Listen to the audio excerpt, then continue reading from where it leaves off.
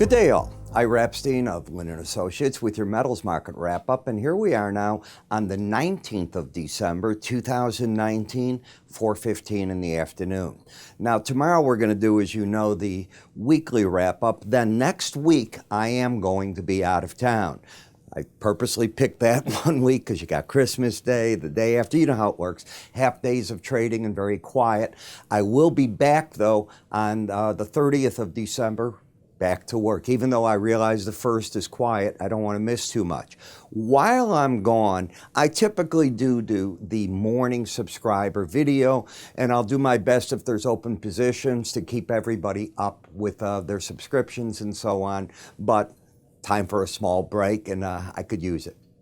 So in looking at the markets today, it looks like we've got passage of the USMCA deal by the House. The Senate will not pass that until we know where we're at on the trial in the Senate, and Ms. Pelosi won't deliver the articles of impeachment until she feels that she has the rules of what the Senate's going to do. What if this ends up where you end up with a president that had an impeachment in the House and no Senate trial? I don't know constitutional law, don't pretend I do, but there's something going on here.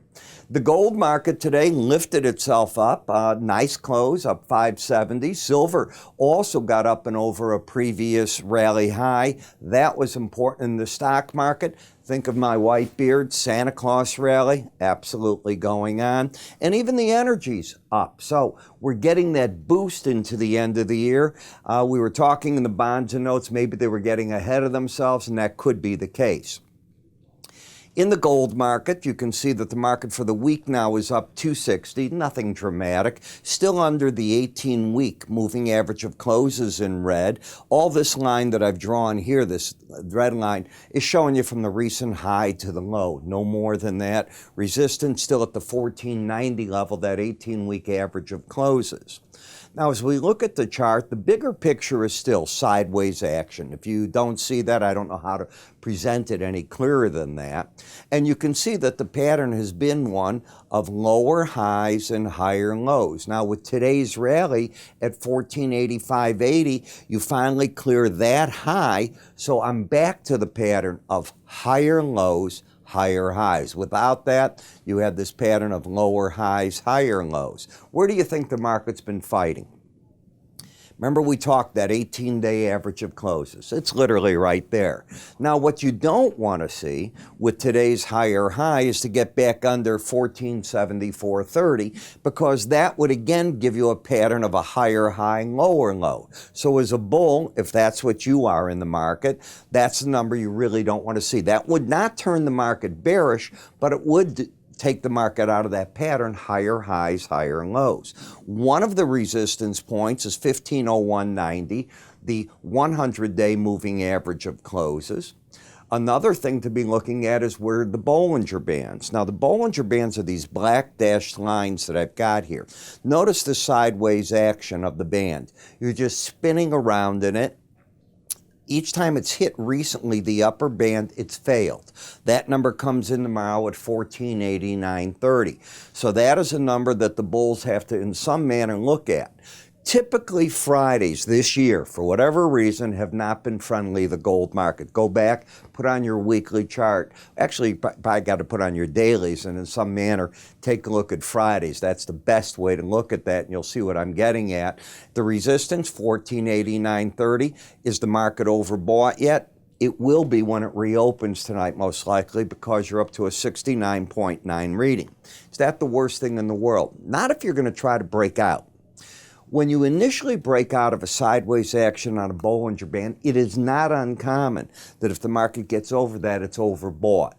What I'm always looking at is the sideways action, because eventually that can become a base for higher prices, or if it breaks out the bottom side, it can become a top for lower prices. So I'm always keen to that. And the other thing I realize is if you break out to the bottom and if the momentum were down there, getting oversold and staying oversold initially, not a problem. Right here, what I'm seeing is the odds favor an attempt at a breakout to the upside, simply because you've got the higher lows, higher highs, the bias is up, and momentum is pointing up. In GLD, the popular ETF, and remember on ETFs, in January of next year, I'm going to be removing out of this particular part and doing actually in the morning subscriber videos where it's going to be. And for the ETFs, I'm going to do an afternoon subscriber video, a paid one, where I'm going to put these ETFs, the oil ETFs, a lot of them, into subscriber video just dedicated to ETF trading, and I'll talk about the ETFs in length there. You got the higher lows, the higher highs, resistance 139.87, next resistance 140.47, again overbought, sideways action. Here's the number you don't want to see taken out. You don't want to get back under yesterday's low. That low was 138.81 because it would break the pattern that you just put in place again of higher lows, higher highs. Today's rally was high enough at 139.54 to take out 139.39, giving the market back that higher high, higher low phase. I'm going to repeat what I said on the futures. If you can break out, and that's an if, I'm not predicting it's going to happen, to get overbought initially wouldn't be a surprise to me. The gold-silver ratio falling back under for the first time in a long time, since early November, back under on a closing basis, that 18-week average of closes, which means silver starting to gain a bit on the gold market. Now, when we come to GDX, let's go here on these the ETF. Lower high, lower low. I don't think you'd disagree. I'm hitting the wrong one there. I don't think you'd disagree. The first challenge of the 18-day average of closes, that held the market. You're getting a bounce. You have not turned back up on these minors. You still have resistance back up at 27.79. When I come to the juniors, you didn't quite get to the 18-day average. I think I had mentioned yesterday that because the 100-day average was so close to it, there's nothing wrong with just the 100 being hit. There's something else happening. You know what it is on the chart? You're starting to get the 18-day average to challenge that 100. It could be a bullish crossover, so you always pay attention to that. If it is, it'll get the people that follow moving averages to look at that in a pretty hard way and say something is brewing. In the silver market, we have a pattern now of higher lows, and with today's move to 17.18, yep, that's what it hit, it got through the 17.17, reestablishing the uptrend. What don't the bulls want to see? They don't want to see yesterday's low of 1693.50 taken out. That would destroy this pattern. If the market can lift from here, 1734 roughly, the upper Bollinger Band's your first resistance, with 1759 the second, the market is not in overbought condition. In the copper market, sideways action with an embedded slow stochastic reading until this red line gets back under 80. I contend that on the pullbacks, the pros are still buying the market, looking to lift it higher, maybe towards the 286.70 level. Do remember that Steve Mnuchin, our Treasury Secretary, has said that the U.S.-Chinese first phase is totally done. It's been translated. It's been put down on paper. There's nothing more to renegotiate. That's pretty important. So that's been giving copper a bid at this point. In the platinum, the market rejected the idea of lower highs, lower lows. It came down. This is what you were getting, but that's balanced because you're over the 18-day average, so the bias is up. You have nothing. Today, you got up high enough where you've negated that pattern. You really don't have a pattern for a trend. You have a lower low and a higher high, which is nothing. The bias is up, and the market in terms of momentum is still overbought. I consider any number over 70 in the slow stochastics to be overbought. If both numbers get over 80, it takes on a different characteristic. In the palladium market, you'll notice that you lost the embedded reading right here. And when you lose it, price and the 18-day average often make a run at each other. Now, ideally, you want them to hit, but that doesn't mean it has to happen. It's certainly a sign that the market is what?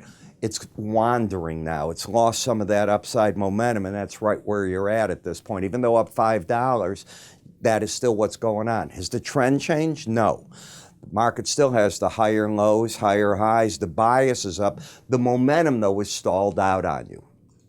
In the dollar index, Again, the market has come up to another point here where the last rally high of 97.09.5 was challenged today. You didn't take it out. You got to 97.06.5. Let's assume it's taken out, just for the theory.